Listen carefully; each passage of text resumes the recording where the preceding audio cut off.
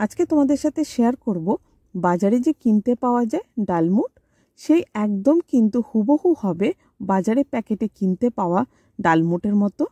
এই ডালমুট রেসিপিটা কিন্তু ভীষণই সহজ, বাড়িতে জাস্ট কয়েকটা উপকরণ থাকলে পরে বানিয়ে ফেলতে পারবে কিন্তু এই ডালমুট।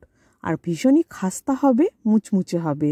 সন্ধেবেলায় আমরা চা কফি বা মুড়ির সাথে ডালমুট কিন্তু অনেকেই খুব পছন্দ করে থাকি। তাহলে চলো দেরি না করে শুরু করি আজকের রেসিপিটা। কি কি উপকরণ লাগছে সেগুলো তোমাদেরকে মেজারমেন্ট সহ বলে দেব। এখানে আমি নিয়েছি 1 কাপ ছোলার ডাল।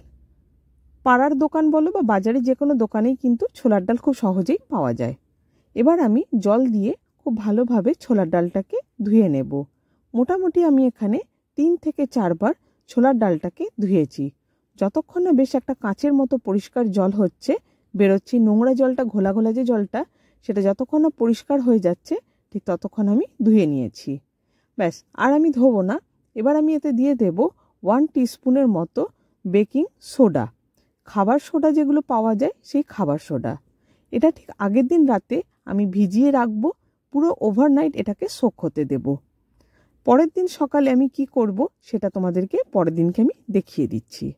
পরের দিন সকালে ঠিক এরকম একটা ছাঁকনি নিতে হবে, তার মধ্যে ছোলার ডালটার মধ্যে যে জলটা রয়েছে সেটাকে ছেঁকে নিতে হবে, দিয়ে এইভাবে এটা ঘন্টাখানেক রেখে দিতে হবে।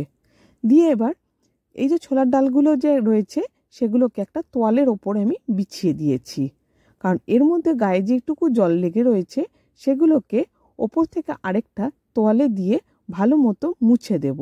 মানে গায়ে যেটুকু জল লেগে রয়েছে সেটা যেন এই তোয়ালেটা টেনে নেয়, কোনোভাবে যেন ময়েশ্চার ভাবটা যেন না থাকে। তবুও একটু থাকবে, কিন্তু এরকম প্রসেসটা করলে পরে অতিরিক্ত যে জলটা থাকে সেটা বেশিরভাগটাই টেনে নেবে তোয়ালেটা। চলো তাহলে এই প্রসেসটা আমরা অ্যাপ্লাই করে সব ডালগুলোকে শুকিয়ে নিই। তবে এর মাঝে একটা কথা তোমাদেরকে বলে রাখি, যদি কারোর হাতে সময় না থাকে তারা কিন্তু ডালটাকে 7 থেকে 8 ঘন্টা ভিজিয়ে এইভাবে ডালমুটগুলোকে তৈরি করতে পারো। তবে বলবো বেটার রেজাল্ট কিন্তু পাওয়া যায় ওভারনাইট সোক করালে। তাহলে চলো, আমার এখানে কিন্তু ডালগুলোকে সবকটা শুকনো করা হয়ে গেছে। এবার আমরা ডালমুটগুলোকে ভেজে নেব। তবে ভাজার আগে আরেকটা কাজ করে নেব, সেটা হচ্ছে মশলা তৈরি করব। বেশ একটা ঝালঝাল টকটক একটা মশলা হয় না ডালমুটে, সেটা বানাবো।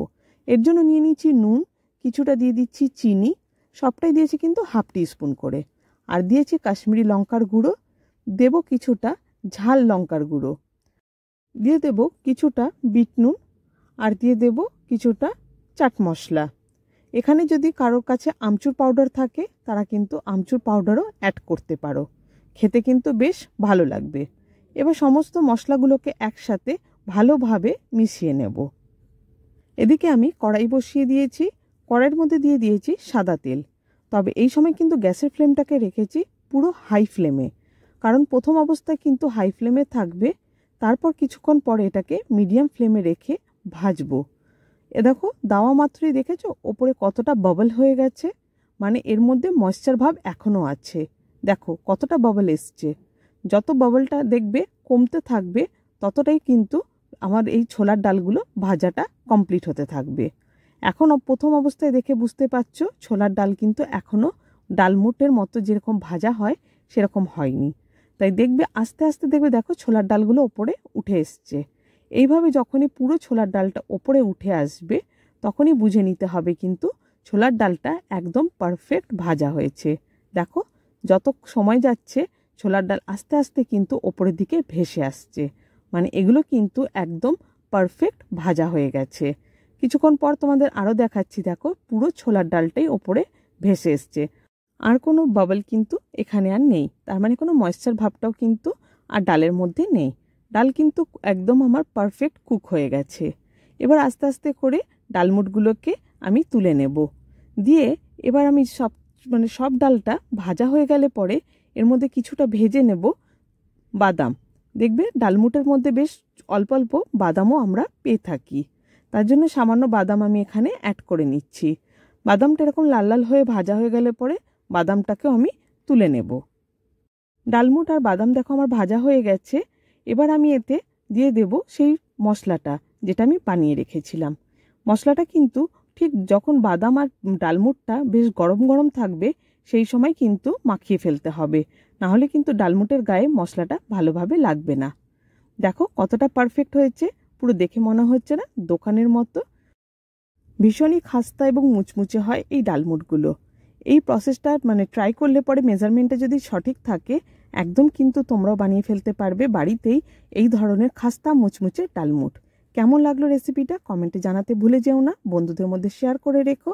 আমার চ্যানেলে যারা নতুন রয়েছে তারা চ্যানেলটাকে প্লিজ সাবস্ক্রাইব করে নাও, কারণ এই ধরনের ইউনিক রান্নাগুলো পেতে হলে পরে চ্যানেলটাকে সাবস্ক্রাইব করে নিতে হবে, বেল আইকনটাকে ক্লিক করে রাখতে হবে, যাতে করে যখনই নতুন কোনো ভিডিও আপলোড করব তার নোটিফিকেশন সরাসরি তোমরা আগে পাবে।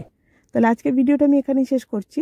নতুন একটা ব্লগে নতুন একটা রেসিপি নিয়ে খুব শিগগিরই তোমাদের সাথে আবার দেখা হবে। টাটা।